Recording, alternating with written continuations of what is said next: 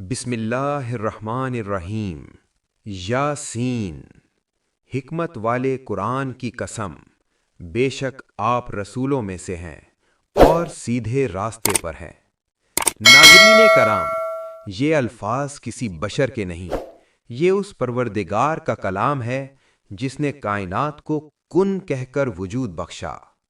آج ہم قرآن مجید کی اس عظیم الشان سورت کے سائے میں بیٹھ رہے ہیں جسے کائنات کے سب سے سچے انسان صلی اللہ علیہ وسلم نے قرآن کا دل قرار دیا۔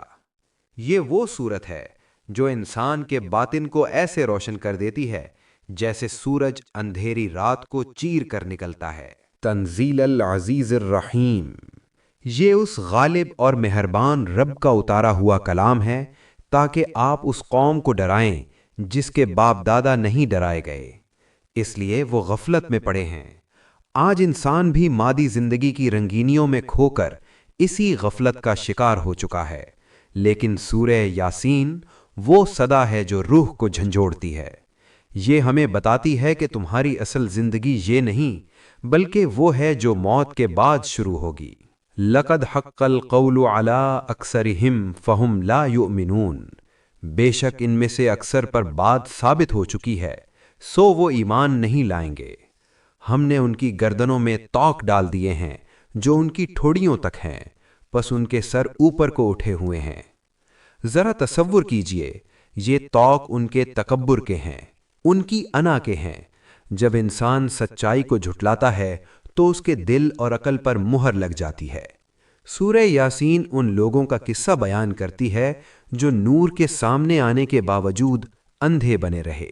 وَجَعَلْنَا مِن بَيْنِ أَيْدِيهِمْ سَدًّا وَمِن خَلْفِهِمْ سَدًّا فَأَغْشَيْنَاهُمْ فَهُمْ لَا يُبْصِرُونَ، اور ہم نے ان کے آگے ایک دیوار کھڑی کر دی اور ان کے پیچھے ایک دیوار، پھر ہم نے انہیں ڈھانپ لیا، پس وہ کچھ نہیں دیکھ پاتے۔ میرے عزیزو، یہ وہ مقام ہے جہاں سورہ یاسین ہمیں خبردار کرتی ہے کہ اگر اللہ کی ہدایت سے منہ موڑا تو پھر ہدایت کے تمام راستے مسدود ہو جائیں گے، لیکن جو اس کلام کو دل سے سنتا ہے اس کے لیے اندھیرے بھی نور بن جاتے ہیں۔ لیکن کیا آپ نے کبھی سوچا ہے کہ اللہ نے اس سورت کو قرآن کا دل کیوں کہا؟ اس سورت کی ابتدائی حروف یا سین میں وہ کون سے کائناتی کوڈز چھپے ہیں جنہیں پڑھنے سے بیماریاں شفا پاتی ہیں اور رزق کے بند دروازے کھل جاتے ہیں؟ کیا یہ ممکن ہے کہ قرآن کی صرف ایک سورت آپ کی پوری زندگی کے مسائل کا حل ہو؟ اگلے 5 گھنٹوں میں ہم اس سورت کی ایک ایک آیت، ایک ایک لفظ اور ایک ایک حرف کے پیچھے چھپے ہوئے کرشمات سے پردہ اٹھائیں گے۔ جڑے رہیے، کیونکہ اب ہم اس بستی کے واقعے کی طرف بڑھ رہے ہیں جس نے پوری انسانیت کو ہلا کر رکھ دیا۔ بستی والوں نے جب اللہ کے رسولوں کو جھٹلایا اور انہیں منحوس قرار دیا تو شہر کے دور دراز کونے سے ایک شخص دوڑتا ہوا آیا۔ یہ حبیب نجار تھے۔ وہ کوئی بہت بڑے عالم یا طاقتور بادشاہ نہیں تھے، وہ ایک عام انسان تھے جن کے دل میں سچائی کی تڑپ تھی۔ ان کا مکالمہ، ان کی شہادت اور پھر شہادت کے فوراً بعد ان کا جنت کے نظارے دیکھ کر یہ کہنا کہ کاش میری قوم جان لیتی۔ یہ وہ مقام ہے جہاں سورہ یاسین ہمیں یہ سکھاتی ہے کہ اللہ کے ہاں عہدہ نہیں، نیت دیکھی جاتی ہے۔ اس واقعے میں ایک بہت بڑا سبق چھپا ہے ان لوگوں کے لیے جو تنہائی میں نیکی کرتے ہیں اور سمجھتے ہیں کہ انہیں کوئی دیکھ نہیں رہا۔ اب ہم اس مقام پر پہنچنے والے ہیں جہاں زمین ساکت ہو جائے گی اور آسمان کانپ اٹھیں گے۔ سورہ یاسین میں ایک ایسی چیخ کا ذکر ہے جو پوری کائنات کو مٹ مٹیا کر دے گی، اور پھر ایک دوسری آواز جو سب کو قبروں سے نکال کھڑا کرے گی۔ کیا آپ جانتے ہیں کہ وہ منظر کیسا ہوگا جب آپ کے ہاتھ آپ کے خلاف گواہی دیں گے؟ یہ سچائی آپ کے ہوش اڑا دے گی۔ اللہ فرماتا ہے آج ہم ان کے منہ پر مہر لگا دیں گے۔ ذرا تصور کیجئے، آپ بولنا چاہیں گے مگر زبان ساتھ نہیں دے گی، آپ کے ہاتھ بولیں گے، آپ کے پاؤں گواہی دیں گے۔ یہ وہ ڈیجیٹل ریکارڈنگ نہیں ہے جو ہم آج کے دور میں دیکھتے ہیں، بلکہ یہ آپ کے اپنے جسم کے خلیات، سیلز کی گواہی ہوگی۔ سورہ یاسین ہمیں حشر کے اس میدان میں لے جاتی ہے جہاں نفسی نفسی کا عالم ہوگا، مگر وہیں رحمان کے بندوں کے لیے سلام قولا من رب الرحیم کی صدا گونجے گی۔ رب کریم کی طرف سے براہ راست سلام۔ کیا اس سے بڑی بھی کوئی کامیابی ہو سکتی ہے؟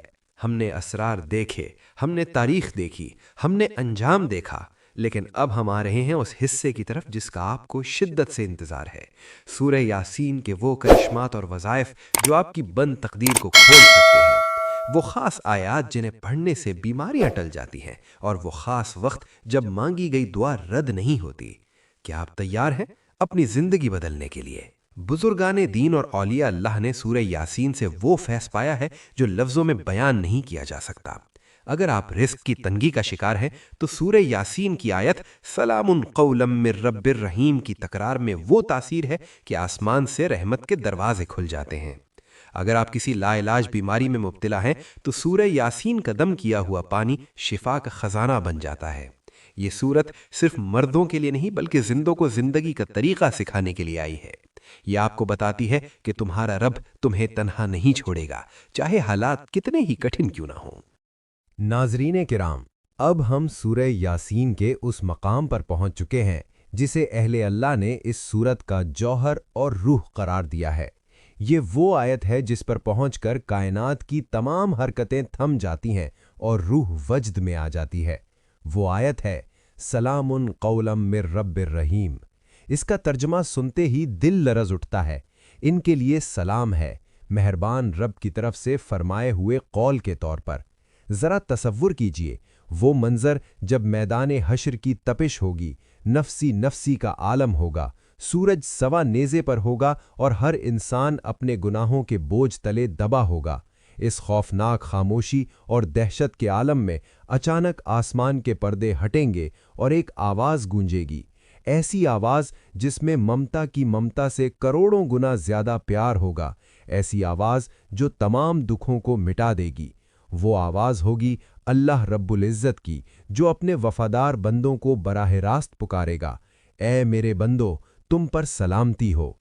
مفسرین فرماتے ہیں کہ جنت کی تمام نعمتیں، دودھ اور شہد کی نہریں، یاقوت و مرجان کے محلات، یہ سب ایک طرف، اور اللہ کا ایک بار سلام کہنا ایک طرف۔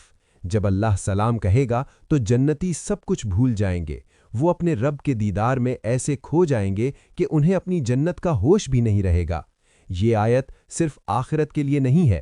اولیاء اللہ فرماتے ہیں کہ جس کے سینے میں یہ آیت اتر گئی، دنیا کی کوئی طاقت اسے پریشان نہیں کر سکتی۔ اگر آپ بیماری کی شدت میں ہیں، اگر آپ پر قرض کا پہاڑ ہے، یا اگر آپ کے دشمن آپ کو چاروں طرف سے گھیر چکے ہیں، تو اس آیت کا ورد آپ کے گرد ایک ایسی نورانی ڈھال بنا دیتا ہے جسے کوئی کالی قوت، کوئی جادو اور کوئی مصیبت توڑ نہیں سکتی۔ روایات میں ملتا ہے کہ ایک بزرگ جب بھی کسی مشکل میں ہوتے وہ سورہ یاسین کی اس آیت کو 313 بار پڑھتے۔ وہ فرماتے تھے کہ جب میں سلام کہتا ہوں تو مجھے محسوس ہوتا ہے کہ میرے رب کی رحمت نے مجھے اپنی آغوش میں لے لیا ہے۔ یہ سلام اللہ کی طرف سے ایک سرٹیفکیٹ ہے کہ اے میرے بندے، اب تو میری حفاظت میں ہے، اب تجھے کوئی ڈر نہیں۔ لیکن کیا آپ جانتے ہیں کہ اس ایک آیت کے اندر اسم اعظم چھپا ہوا ہے؟ وہ کون سا پوشیدہ اسم ہے جو اس آیت کے ساتھ پڑھا جائے تو ناممکن بھی ممکن ہو جاتا ہے؟ اور اس آیت کا تسبیح خانے میں کیا مقام ہے؟ اگلے چند منٹوں میں ہم اس کے عملی وظیفے کی طرف بڑھیں گے جو آپ کی زندگی کا رخ بدل دے گا۔ آئیے اب میں آپ کو اس آیت کا وہ عمل بتاتا ہوں جو نسلوں سے آزمودہ ہے۔ جب بھی آپ سورہ یاسین کی تلاوت کریں اور اس آیت سلام قولا من رب الرحیم پر پہنچے تو یہاں رک جائیں، اسے ایک بار نہیں بلکہ 3، 7 یا 11 بار دہرائیں، اور اپنی آنکھیں بند کر کے یہ تصور کریں کہ عرش الہی سے نور کی بارش ہو رہی ہے جو آپ کے تمام دکھوں کو دھو رہی ہے۔ یہ وہ کلمات ہیں جنہیں سن کر فرشتے زمین پر پہرا دینے لگتے ہیں۔ اگر آپ رات کو سوتے وقت اس آیت کا ورد کرتے ہوئے سو جائیں تو اللہ آپ کی روح کی حفاظت کے لیے خصوصی فرشتوں کو مامور فرما دیتا ہے۔ یہ آیت کینسر جیسے لا علاج مرض کے مریضوں کے لیے شفا کا پیغام ہے۔ یہ ان ماؤں کے لیے تسلی ہے جن کی اولادیں نافرمان ہو چکی ہیں۔ یہ ان نوجوانوں کے لیے راستہ ہے جو زندگی کی دوڑ میں پیچھے رہ گئے ہیں۔ یاد رکھیے، جب رب سلام کہتا ہے تو کائنات کی ہر چیز اس بندے کے سامنے جھک جاتی ہے۔ سورہ یاسین کا یہ ہیرا اپنے پاس سنبھال کر رکھیے، کیونکہ یہی وہ کلام ہے جو قبر کی پہلی رات آپ کا ساتھی بنے گا۔ ناظرین کرام، اب ہم اس مقام پر پہنچ چکے ہیں جہاں سورہ یاسین انسانی غرور کو خاک میں ملا دیتی ہے۔ یہ وہ منظر ہے جسے سن کر بڑے بڑے جابروں کے دل دہل گئے۔ اللہ تعالیٰ فرماتا ہے الیوم نختلو علی افواہہم، آج کے دن ہم ان کے منہ پر مہر لگا دیں گے۔ تصور کیجئے وہ دن جب آپ اللہ کے سامنے کھڑے ہوں گے، آپ چاہیں گے کہ اپنی صفائی میں کچھ کہیں، آپ چاہیں گے کہ اپنے گناہوں کا انکار کر دیں یا کوئی بہانہ تراشیں، لیکن اچانک آپ کو محسوس ہوگا کہ آپ کی زبان ساکت ہو گئی ہے، آپ بولنا چاہیں گے مگر لفظ حلق میں پھنس جائیں گے۔ یہ وہ لمحہ ہوگا جب انسان پہلی بار خود کو مکمل بے بس محسوس کرے گا۔ لیکن کہانی یہاں ختم نہیں ہوتی، بلکہ یہاں سے تو اصل لرزہ خیز منظر شروع ہوتا ہے۔ قرآن کہتا ہے وَتُكَلِّمُنَا أَيْدِيهِمْ وَتَشْهَدُ أَرْجُلُهُمْ، اور ہم سے ان کے ہاتھ کلام کریں گے اور ان کے پاؤں گواہی دیں گے۔ ذرا اپنے ہاتھوں کی طرف دیکھیے، یہ ہاتھ جن سے آپ نے زندگی بھر کام لیا، یہ پاؤں جو آپ کو ہر جگہ اٹھا کر لے گئے، قیامت کے دن یہ آپ کے وفادار نہیں رہیں گے۔ وہ ہاتھ جو تنہائی میں گناہ کرتے وقت آپ کا ساتھ دے رہے تھے، اس دن وہ ایک ایک پل کی گواہی دیں گے۔ آپ کا دایاں ہاتھ کہے گا اے اللہ، اس نے مجھے اس غلط کام کے لیے استعمال کیا۔